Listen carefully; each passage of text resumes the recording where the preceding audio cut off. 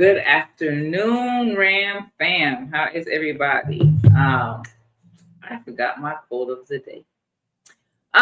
So it is April. Still, oh no, you know what? It's April 21st, so it is now officially tourist season. So happy birthday to all you tourists out there. It's my best friend's birthday. Happy birthday to her. Happy Um, birthday. we are Yeah. welcoming back to us Kris Fulkerson. Do Hello, you happen to have hello. a quote for us, Kris? You need a quote? Like Yeah, I'm just throwing you out there. I'm just throwing you out there like that. you are throwing me under there. I would say probably one of my favorite things to say, and that I say all the time is like, we do hard things. We've done harder than this before. And so we can do this next thing too. How's Oh, that? that's a good one. Yeah, All I right. was gonna say we forget how strong we are and how much we've already done. And so in the Mm-hmm. moment, sometimes we just need to be reminded, like we've done harder things than this, whatever this might happen to be. Certainly not the thing that's going to test us. We've already been tested. Which I think goes very well with what you specialize in of grief and trauma. So we've been through this before. Well, not we've been through this before, but that the other part of what you said. So we Yeah, can get through this. So we can get through we this. can get through this. We can Yeah, survive this we can too. get We through are this. survivors. I've made it through every single day that I have woken up to, and each one has been a gift. So let's just keep going. Yeah, so since every episode stands alone, Mhm. you can just reintroduce yourself for the people who have not seen you before. What it is you specialize in, where you are, Okay. and all your great credentials. Oh, geez, we don't have enough time for all that. Yeah. So I am Dr. Kris Fulkerson. I am based right outside of St. Louis in Southern Illinois. I specialize in two things that sound very different, but happen to work really well for me. One is grief and trauma for children and adolescents. And the other one is the rural mental health crisis. For those of you who know me, like I live and work in small town America, and I happen to be something of a unicorn because I'm probably one of like 5 in the United States that specialize in grief and trauma for children that live in rural communities and primarily serve rural people. My background, I have a master's in developmental psychology. I have a master's in social work, and I have a doctorate in social work because I love school. I am a registered yoga teacher with a specialty in children and trauma. Again, notice that theme like comes up all the time. I'm getting ready to do a certification in forest therapy, which I'm super Ooh. excited about because in addition to working in Southern Illinois, I actually travel around the country and work at children's grief camps. So I do that with TAPS, which is the Tragedy Assistance Program for Survivors, which means military kiddos. So kids who've had somebody in the military die. So I'll be in DC over Memorial Day weekend to do that. And then I am clinical director for a children's grief camp in Maryland. My primary kiddos there are inner city boys from Baltimore. Lots and lots of trauma, lots of grief going on there. And so I also go to camp. And I thought, well, since I do camp, it's probably be a good idea for me to know how best to use nature in therapy. And so that's my latest and greatest endeavor. I don't know if there's enough room on any business card out there for all of my credentials. So generally when I talk to people, I'm like, which one is the most pertinent for this person? And then I won't like bore them with all the details of everything Yeah, else. Yeah. that sounds great. I didn't know about this upcoming DC. I'm not. You know what? Whoever's in your network and whatever you have that's got you into this military children's training that you're about to attend. Yeah, I need to know about that because Yeah, because you're in that sounds like DC, something right? that I would like to attend. I can totally, I will do that. I have pulled lots of my friends into that, quite frankly. Yeah. And so it's been kind of cool because a couple of friends of mine took over that program. They call it the Good Grief program. So they took it over. And originally the model the military had was that it was completely run by military, and which is fantastic because they know all the military jargon and the culture and everything else. Unfortunately, a lot of them did not know children's grief. and they didn't know what they didn't know. And so when my friends took over, they were like, oh, wow, like we need to get some professionals in here who specialize in this so that we can do this in a different way and maybe serve the kids better. And so we started pulling in professionals like myself. So there is a small number of us now from around the country that go do this because it's important, quite frankly. And so it has certainly changed things. It has made a huge difference. I could not do this without, so we always have like leadership team. There's 3 people and only at least one is a military person, because again, like I don't necessarily speak that language. My dad was military. One of my boys is military, but I'm not. And I think it matters. And so, so that like that marriage of it is really fantastic. Yeah. So your network has really grown since that very, very first military spousal panel we did back in the day, huh? I have to tell you, I just keep saying yes to things. I don't know if you remember when we first met, you were like, what made you do this? And I was like, you asked. And I was like, sure, I'll do it. And that seems to be like how I operate. It serves me well. I get to do really cool things and meet really amazing people. And I'm like, okay, yeah, let's do this. You know, every time you reach out, I'm like, absolutely, let's do this. Like, this is so fun. I would love to. So yeah, I just keep saying yes, and I get to keep meeting neat people and have all these crazy experiences. And now I'm going to try out forest therapy. That sounds neat. I've started certification in somatic therapy. So that's awesome. That's awesome. We did a lot of somatic work for my my doctorate is a trauma doctorate. And so we did lots of somatic work. It was really cool stuff. Awesome. Okay, so to make sure that you have enough time to get to your client, let's revisit your definition that you gave, or if you have a new one, I don't know, maybe it's developed. What is grief and trauma? So when I talk about grief, I think like we could go to the dictionary and look it up, but when I work with the kids and stuff, a lot of that doesn't work, right? Like it's too wordy, too abstract. And so what I have found works the best for them is I just say grief is the sad, mad, bad feeling you get when someone dies. And all of them can relate to that in some way. And it also normalizes those feelings in their experience. And it kind of gives them permission to own that without having to say it. And because a lot of the kids don't know what grief is or anything else. Trauma is like, it's normal. Like a trauma response is normal. Trauma means like something happened and I felt threatened. I felt like more scared than I've ever been, or terrified, or whatever word fits there. But whatever it was, I really thought that I was threatened in that moment. I might die. Or, you know, just that my mortality was so in my face. And, you know, a lot of people can go through an event that is life-threatening and come out and be able to process it eventually and be able to, you know, move on and do what they need to do.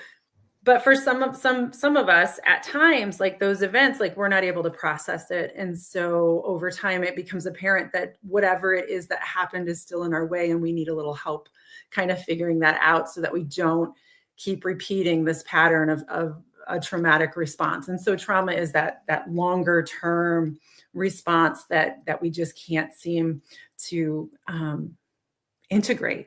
And, you know, like really bad things can happen and we can be just fine, but then really bad things can happen and we can be stuck.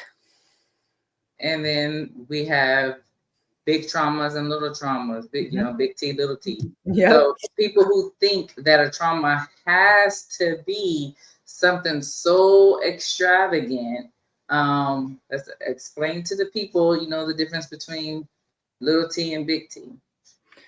I mean, I don't know. Like a big T would be like the pandemic, I think, is a great example of the big T. Like it's huge, and most people would agree that that was traumatic. But like a little T could be like the family pet dies, and it was the kid's best friend, and like, or maybe only friend for some of our kids out there. Or if you got a family who moves a lot and life is chaos, it was their steady constant.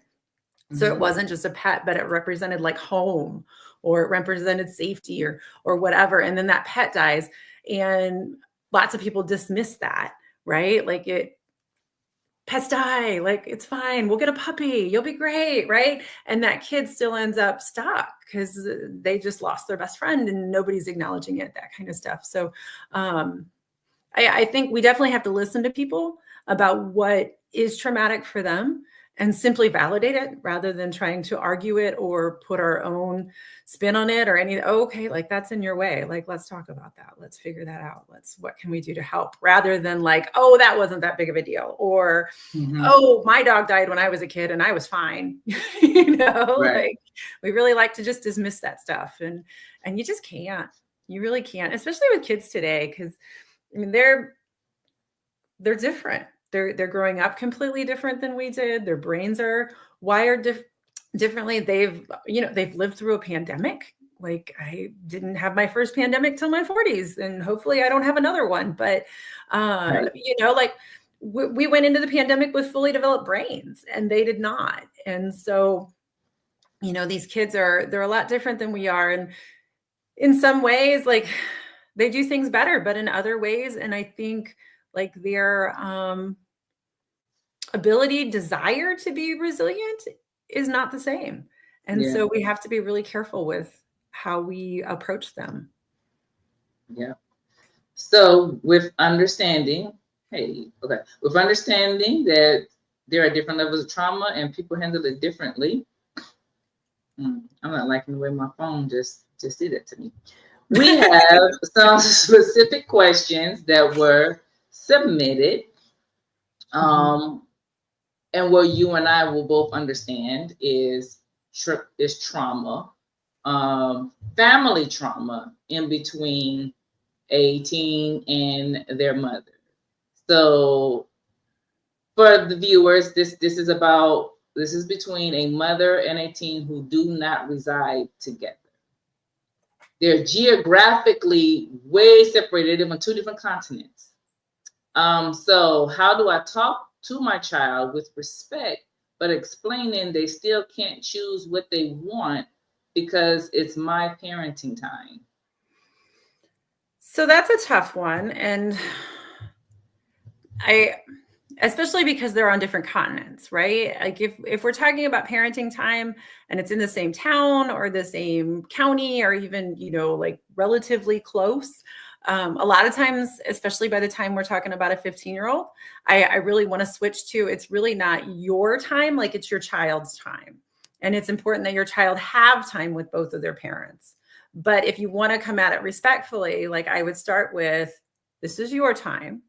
However, I'm your mom or dad or whomever, and I do like legally get this time with you, but also like it's just important that we get to spend time together, that we especially, but then you add in like that different continent thing, right? And then it's like, I have much less flexibility. It's not like I can not take you this weekend and take you next weekend. And so, like I think I would have that conversation of like, I know this is your time. I know you're 15. I know you're supposed to be working on your independence. And I'm sure like spending time in another country away from your friends sounds like a terrible idea. And there's not a lot I can do about that. But let's talk about what we can do while you're here to make this more enjoyable for you. So instead of like giving them the choice of coming or not, I would give them the choice of what are we going to do while you're here? So you still respect their autonomy, you respect their independence, you respect their maturity, whatever that 15-year-old maturity looks like, because some are more mature than others. But you take away the choice of coming or not, because that's not a thing. But I definitely would not emphasize parenting time, because again, like at 15, like that's getting ready to launch. That's I'm looking, out here. I only want to spend time with my friends, like that kind of thing. And that's all developmentally appropriate. Like none of that is bad. And so I think when we want to invoke parenting time, that's kind of that hard-nosed authority coming down that teenagers just love to rebel against. And so why set it up like that rather than like, I know this is your time. I know you'd rather be doing this. I totally respect that. I don't have a lot of leeway here. However, when you get here, let's talk about what we can do. What might be what you just said. The answer might be what you just said. What are the best ways to get my child to understand I respect them, but I am not able to accommodate their every wish? And again, this parent was also talking about that the child wants a lot of material things. Yeah, mine too. I do think a lot of it comes down to how we talk to them instead of talking at them, talking to them, allowing them to have their feelings, allowing them to make their points without interrupting, without interjecting, but I'm the parent. I think by 15, you're able to say like, hey, I know you want to do that thing. It costs $3,000 and I don't have an extra $3,000 in my back pocket. Like, you know, or like even just talking about other things. Like sometimes I'll talk to my kids about how like, I don't drive a new car. I've never bought a new car ever. Why? Because that's not a priority for me. I prefer to put my money into travel. And so rather than buying that new car, I'm going to drive my old car and put my money here because this is what's important to me. But I'm having this conversation not in a context of my kid just asked me for something, right? Like I'm just having this as like a normal conversation because I want them to know my values so that by the time they start to think about money as like an actual commodity rather than just like gifts from heaven that my parents give me or what have you, they've already been indoctrinated a bit in like, oh, I have to prioritize. Where are my values? What do I value? And so, you know, having those conversations. When I went back to school to get my doctorate, there were lots of conversations with the kids about like, I have to pay tuition.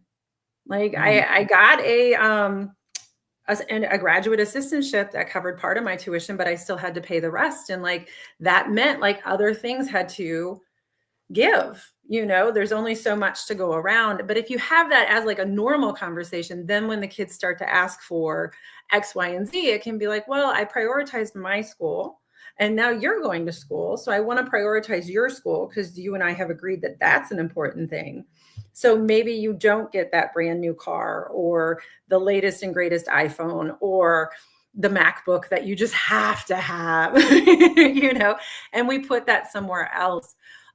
So again, but I feel like you can set that up over the course of the relationship. So everybody with younger kids, like, hear me say this, like set this up now, make this a normal conversation so that when it comes time to have these harder conversations and as they get older and their wants tend to get a little bit more expensive or a lot of bit more expensive, you've already had those conversations. So I would do that. And then in addition to like, it's learning how, and Tawana, I'm sure you're good at this already, but it's harder with our own kids. It's learning how to validate what the kids are saying and taking that seriously and not dismissing it, but truly hearing them without necessarily agreeing with them, right? That's respect. That's what we do with adults as well. Like, oh, like I hear you saying this, like, that's not how I approach things. Again, going back to my example of money, like, you know, if my my best friend is talking about like, oh, I want to get this brand new 2026 car, you know, I'm not going to be like, well, that's dumb. Right? Like, I'm going to listen to them and I'm gonna be like, okay, like that sounds important to you. What color are you going to get? Like everything else.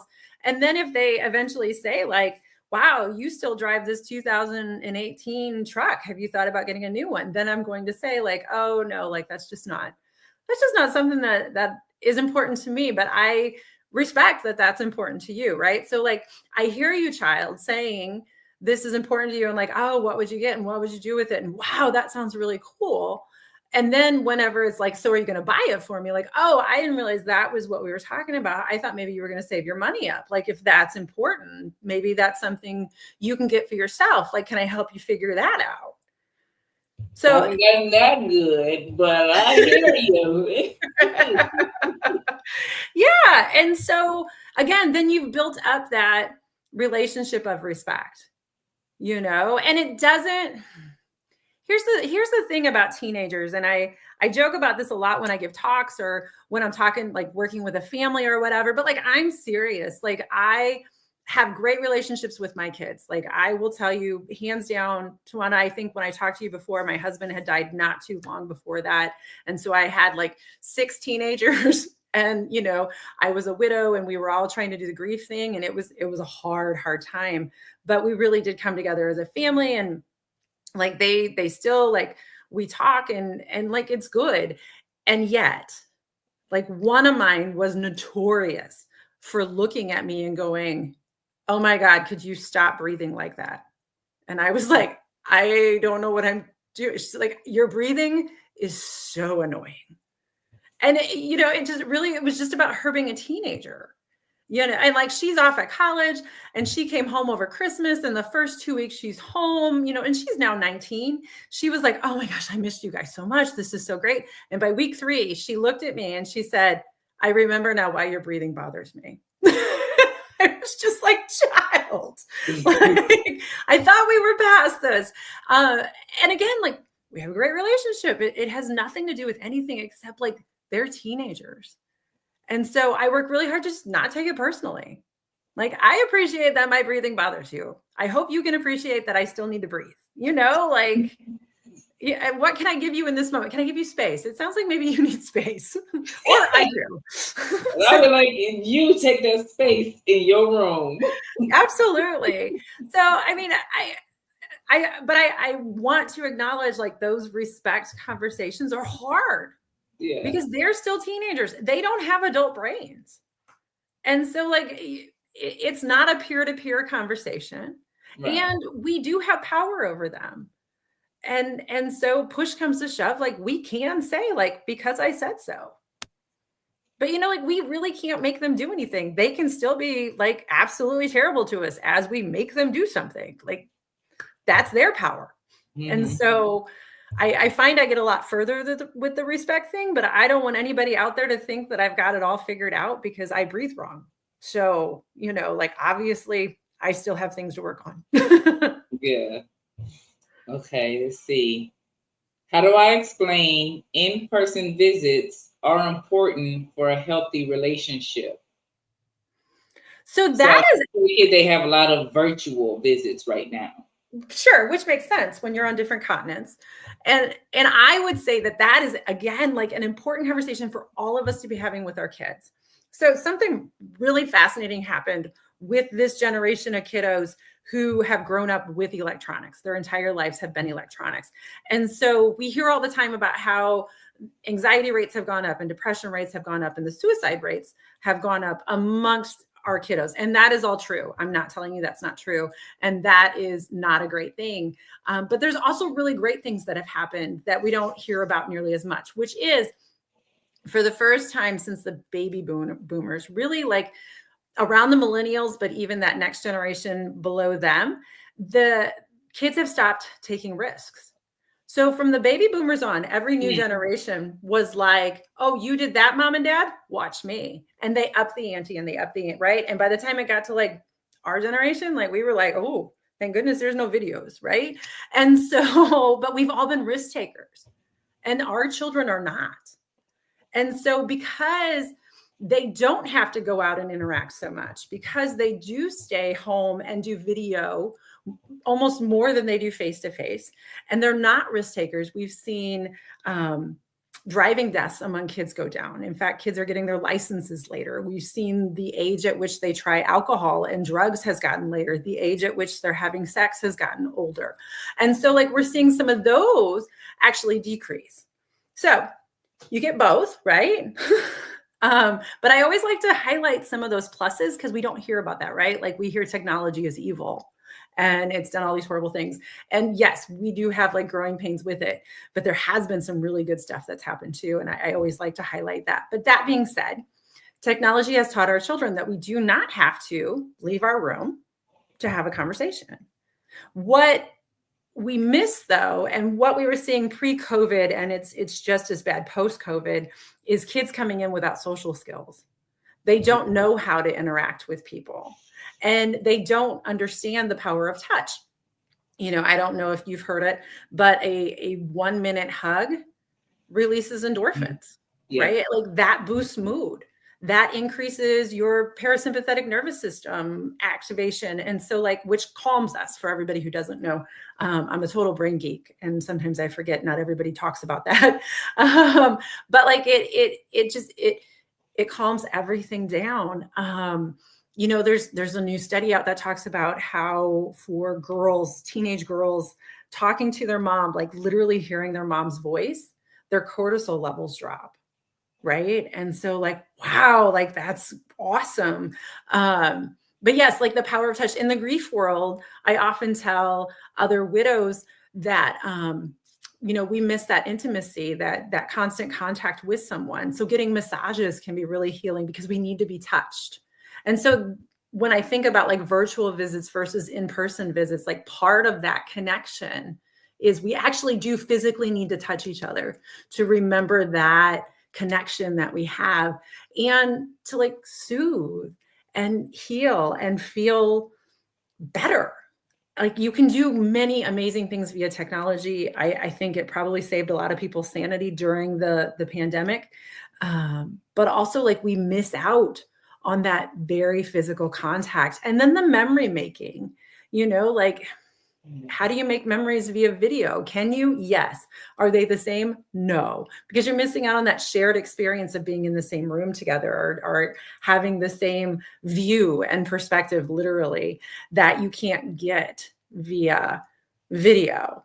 I also I just think about who I am right now with you is a very almost two-dimensional version of me. Right? You're going to get this snippet of me for the next however many minutes. But that's not who I am all the time.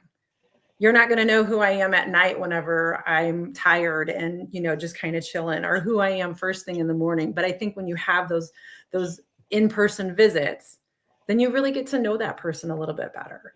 And when we're talking about family, when we're talking about our parents, but also when we're talking about our children, you get to know yourself a little better through them, which is such a beautiful thing. Yeah. So those would be the things that I would share with the kids. I want to know who you are when you're grouchy in the morning. I want to know who you are when you're amped up at night. I can't do that via video. And I want you, because there's a sibling in the house, right? I want your brother to know this. I want you to see your brother like this. Yeah. And the last one, I grew up, so she probably should have put this in a different order. But this is the last one. I grew up surrounded by abuse and unhealthy relationships. How can I model a better relationship for my child when I am not the custodial parent? Well, I think all the things we already talked about, showing them respect, is certainly going to help them know what a healthy relationship looks like. Being respectful to and about the other parent if they're around, or if you hear stories, even if you think what they're doing is terrible, even if you completely disagree, even if they were horrible to you, it is still this child's parent. And showing that respect models healthy behavior, regardless of how they talk about or treat you. What they do has nothing to do with you. So if you're going to model, make sure that you're modeling all the time, and that you're always mindful of what you put out there. Again, how you have those conversations with the kids, if you are respectful in those conversations, they're going to see that. They're going to be like, oh, I like being treated that way. If we can not be that authority figure, the you must, they're going to see that. And unless it's a safety issue, I'm just not a fan of the authority figure. I'm not. Do we need to be in charge? Absolutely. But that hard-nosed, my way or the highway, because I said so, it just doesn't get us very far with kids these days. And so people can choose to do that. I just think there are consequences when you choose to do that. And I think if you come from a background of your own childhood abuse and your own childhood trauma, that might have been modeled for you. And so you might have to work against that, because even though you said you were never going to do that and you don't want to be that, we tend to do what we know. And so being really mindful of like, oh, that didn't sound right, or that didn't feel good, or whatever, and adjusting it or owning it and apologizing for it. Like, again, that's part of the modeling. Like, oh, that came out really, really stern. I did not mean it like that. Can I try again? Right? Like, just owning, wow, my mom just popped out of my mouth and that is not what I wanted to sound like. Can go a long way to teach them how to do it differently. Yeah. That part, because that definitely was me. I don't know if it really still is me, but definitely was me. And if you have children who are compliant, and if you don't want to listen to the feedback that is given to you, you're not going to be able to change. But I have 2 children who will voice their opinion, who will let me know. Yeah, they don't really know, like, you sound like your mama right now, but it's more like the way you just said that, and like that doesn't make any sense, and that's not right. Then it's like, oh, yeah, right. But it's that second step of being able to hear them. Yeah. And like replaying it rather than digging in and being like, you're the child, you just be quiet. Because again, that's just, you can do that. It's just not going to create that healthy relationship that most people want with their children. Yep. Either compliant children, you won't know, quiet children, or even still young, because her son is still 15. But once they are over 18 and they're not afraid to tell you what they think, yeah, then you will know about the mistakes that you made. Yes. Yeah. There have been many times that I have been like, I'm just going to have to ask for forgiveness, guys, because I did the best I could with what I had. But thanks for the feedback. Yes, for sure. For sure. Well, those were our questions. I am sure once she sees this, she will have some feedback. So before we go, do you have any closing remarks or statements? And of course, plug your organization. Okay. I mean, I think what I wish more parents knew is like, it does matter if you try your best. It really does. I think loving our kids through the hard stuff rather than trying to fix it gets us a lot further than trying to fix it or telling the kids what to do. Like, a lot of times we get in their way when we try and fix it. A lot of times we get in their way when we make those demands. Like, sometimes they need to fall down. Sometimes they have to mess up. Sometimes they have to push us away. And that's okay too. Just making sure that they know, like, I'm here. I love you. I love you no matter what. I will always be here. Like, that happens. And it's hard. It's really hard. And I think, I thought when I had babies that was hard. And I thought when I had toddlers, that was hard. And then like middle schoolers, wow, this is hard. And then teenagers, like, whew, right. But a lot of my kids are in their 20s now, and it's still hard.